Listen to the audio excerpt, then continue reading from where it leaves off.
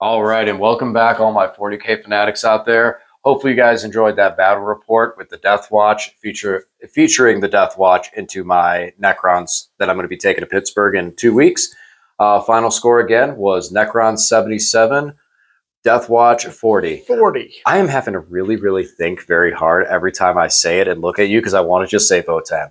I just want to say Votan, but no, today was the Deathwatch. I actually own 7 different armies, so... And we've only seen 3 of them. You're slacking, man. We got to bring the rest. But one of them was Imperial Knights. That's one that I wouldn't mind messing around with here in the near future. But we're getting off topic. Let's talk about this game. Let's talk about what we saw, what happened, what worked, what didn't work, and kind of break this down a little bit because there was a lot that went on here. So, Lane, what's your first impression? Well, I mean, there's a reason I'm not playing Deathwatch in tournaments right now. Obviously, if I had been able to stay in Devastator Doctrine the whole game, that would have had an effect just because the Volkite Contemptors being an AP1 instead of AP nothing is kind of a big deal with the volume of shots they have. But really, in order to put the amount of killing power into my list that I do, because I was satisfied with the amount of killing they did.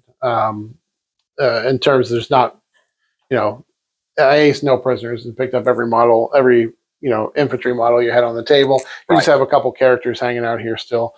But in order to do that volume of damage, I don't have a lot of units that are really good for taking objectives and holding. And I really only have 1 close combat unit, so I was kind of in a tough spot when it came to fighting multiple Satans.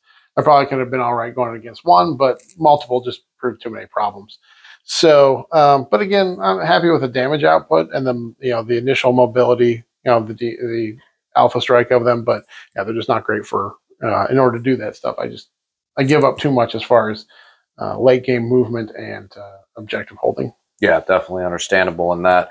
It was a lot going through my mind, and when I was playing this game, and I kept looking at was not necessarily how many points I could score, but how many points I could prevent you from scoring. So even though I only had a 77 on my score, and you might look at that and go, man, that's a low score. This mission traditionally does score a little bit lower. Oh, yeah. Data Scry is always a low-scoring one. Anytime you go to a tournament, you see a bunch of people good players get lower scores just because it's tough to spread your army out. To really, you need to be on at least 3 objectives, ideally, because 2 only gets you 4 points. So I only scored a total of 6 points primary through the whole game. Right, and that was my big play into it because I was able to get a 40 on primary, so I didn't max it out even with everything that I was doing. I was all over the board. I was covering a lot of objectives, kept doing the scry every single turn. I had multiple turns of scoring that maximum 3 on the extra, but it wasn't enough. But I could keep seeing these opportunities where I'm like, well, if I hit you here, you score 4, you score 0. And like you said, getting that down to a 6, I mean, that was it. I was able to walk off there and not have to worry too much about the secondaries. And other than Ancient Machineries, my secondaries weren't too bad. In Ancient Machineries, I was only 1 away from being able to get that a second time. So, and there was probably, I looked at it early on when I did Ancient in the back corner. I should have moved up and done it on the objective marker that was like slightly outside from inside the building. Just picked that one up and got rid of that one first. And I probably would have had a better time being able to pick up the Ancient Machineries on that back objective later into the game. So that was one thing that I kind of noticed. I was like, okay, I should go for the more aggressive one early and get that out of the way. But either way, I mean, getting the 4 on it, some people be like, oh, wow, I would never take that secondary again. There was opportunities. There was a couple opportunities that I could have I gotten a second Ancient Machineries out there and pushed forward. I could have brought the Scarabs out over towards where the Catans were and picked stuff up over there. Losing that Chronomancer on the first turn, I think is what cost me. I think that Chronomancer probably cost me about 8 points on Ancient Machineries because that slowed down me being able to bring out Scarabs to try and get Ancient Machineries earlier than that. So I think losing that Chronomancer on turn 1 probably cost me at least 1 Ancient Machinery activation. I mean, it cost me as well because I threw the drop pod and those guys out there, and then they were gone the next turn. The drop pod ended up becoming a benefit for me. Yeah, it definitely hurt me quite a bit because you were able to charge into it with your characters, and they just stayed in combat with it, and I could never shoot them. Yep. So it definitely is a hindrance. I had toyed around with the idea before the game of bringing the drop pod in my deployment zone and having it on the objective. To keep doing so it would do the action and do the data scry action because you can do it with any unit in your army. And I knew having those flamers in there would actually be beneficial to kind of countercharge and counterpunch you as well. So you only got a 6 on Assassinate. Talk to me a little bit about that. Is that something, do you think you would change that up moving forward? Or do you just kind of, you like the kill position that it puts you in, where it's like, as long as you're able to push through, if you do the damage, because that's one big thing too, to look at these games. Like when you have these games that have, like Lane scored 40 points, I scored 77, you look at it and go, well, what went wrong? But then you also have to look at a lot of things of what could have gone right. And a lot of your secondaries turn into kind of a win more situation.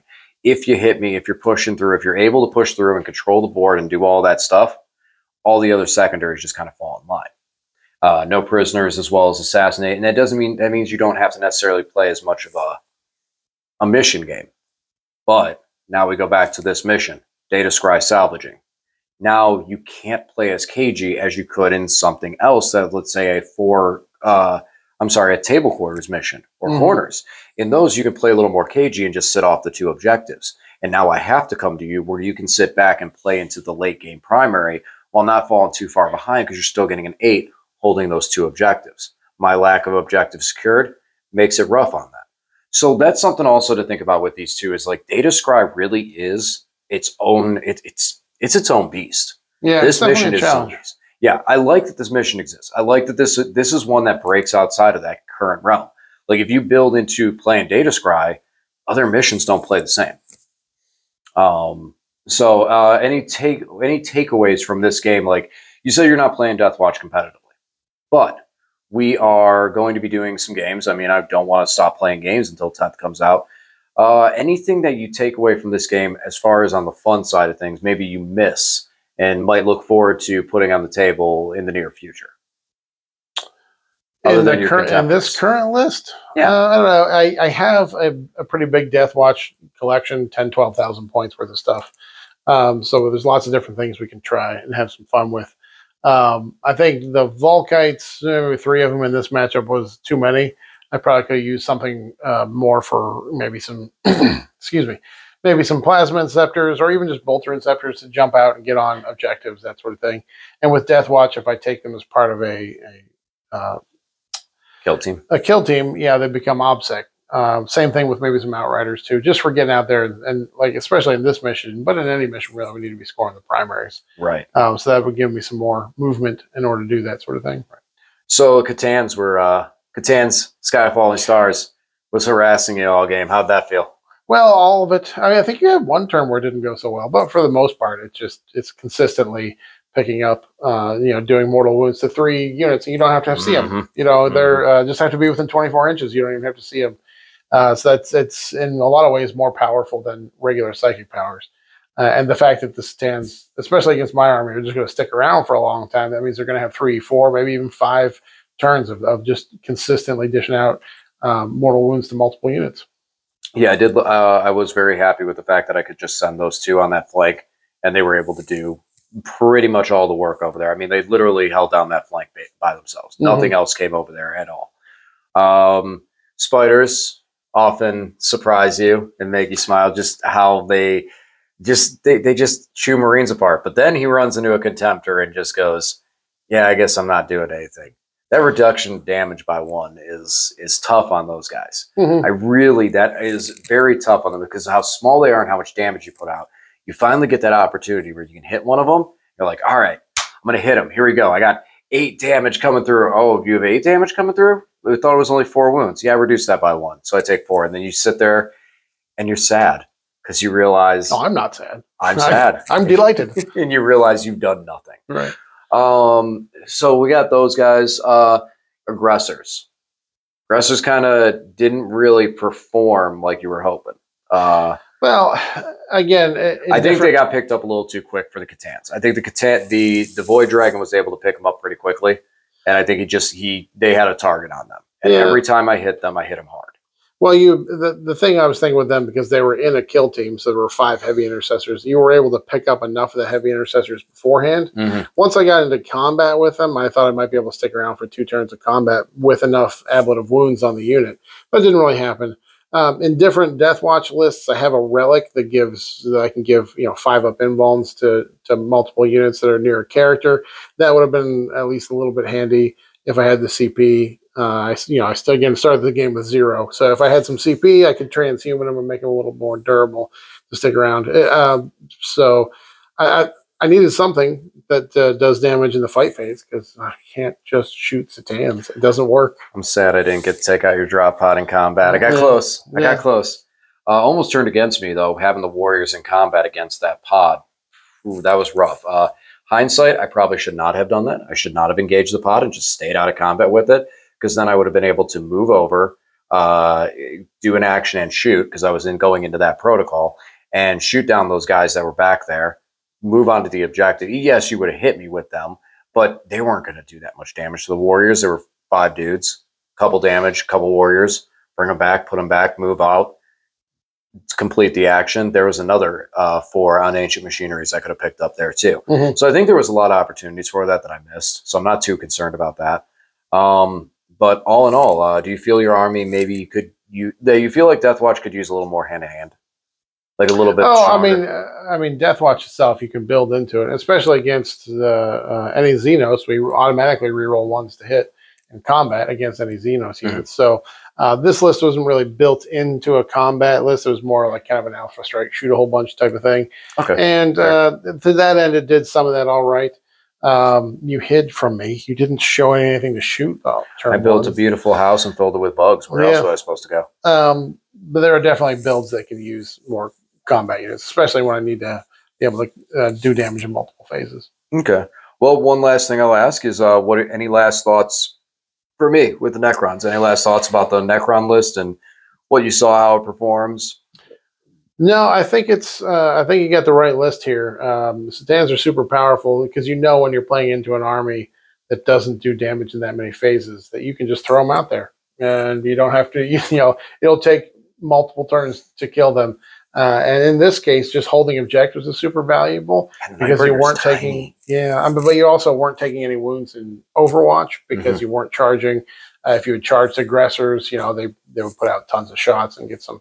Or the heavy flamer squad, giving you extra phases to do damage. In this case, just holding objectives in a mission with hold 2, hold more. Especially when those were my treasures too. Those were treasure vans, so it was like they were scoring me a lot of points just hanging out back there and just calling down starfire, sky of falling stars all day long. Yep. So, I mean, I'd love to pass some ideas over and some concepts with the Deathwatch.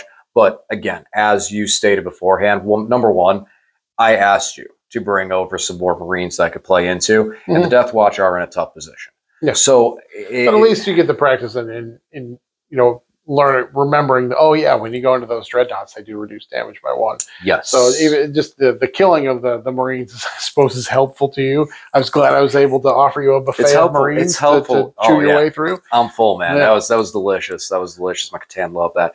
But also was playing Data Scry out and doing that as well. Being able to play this mission, because like I said, Data Scry is the monster.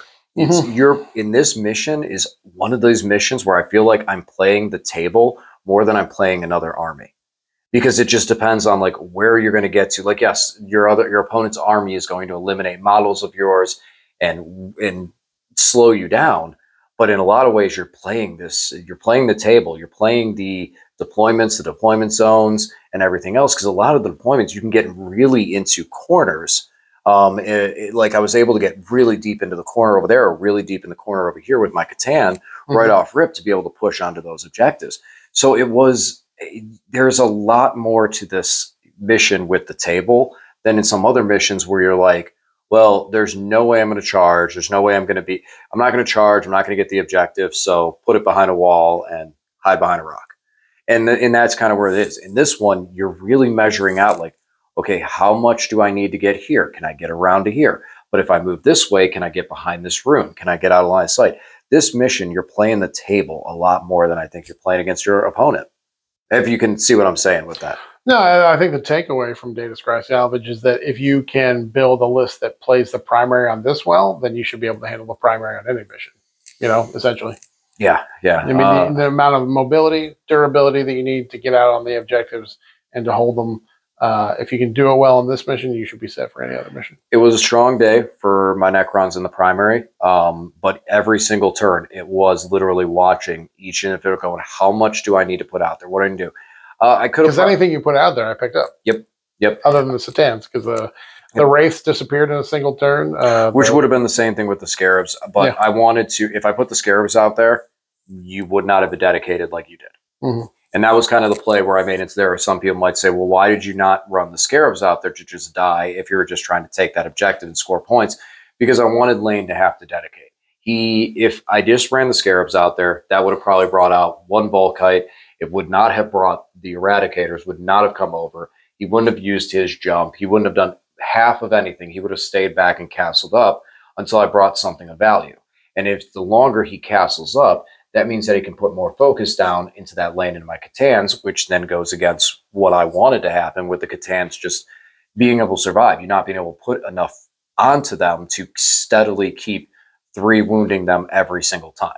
And then when I make a save, like this round, this time, usually when you pick this game, when you picked a Catan and picked the phase, you did your 3 damage. Basically every single time. Well, the last visuals are great for that because just the ones go through and you're flat 3 damage. But then when you weren't able to hit me, units were just mopping up and able to start healing and moving forward. So I needed to dedicate that. That's why I doubled up on the Wraiths. I was hoping that maybe in some magical universe, I pop a bunch of 4-ups and the guys live. Well, that universe didn't exist because the Eradicators came over. The Eradicators were too much. Just the Volkites, I could have survived. Just the Volkites, I could have survived. The Eradicators are too much, but I'm very happy that they came over there because I was able to then get them off the field and not to worry about them for things like my spiders. My spiders were scared of them more than anything else, just for how much damage they can straight up do. So that's basically my last thoughts as far as Data Scry go. Data Scry, a lot of times you're making sure to check your measurements and really play out those measurements on the table of where you need to go and how it plays out. Any last thoughts from you, Mr. Lane? No, I think that's it. Next week it's going to be Votan, man. You're not going to get to play these Deathwatch again for a while. Well, at least a couple weeks. Might need to have a little bit of a Marine on Marine matchup, some Grey Knights. We'll see if we get a balanced data slate that maybe gives me a little helping hand. We'll see what happens. So, all right, awesome. Well, Lane, awesome game. Thank you as always. Sure really thing. appreciate coming out and getting this so we can get some practice in. We got 2 weeks left till we leave for Pittsburgh. Wish us luck, guys. Next week. Wish us luck next week. Thanks again for watching, and we'll talk to you again soon.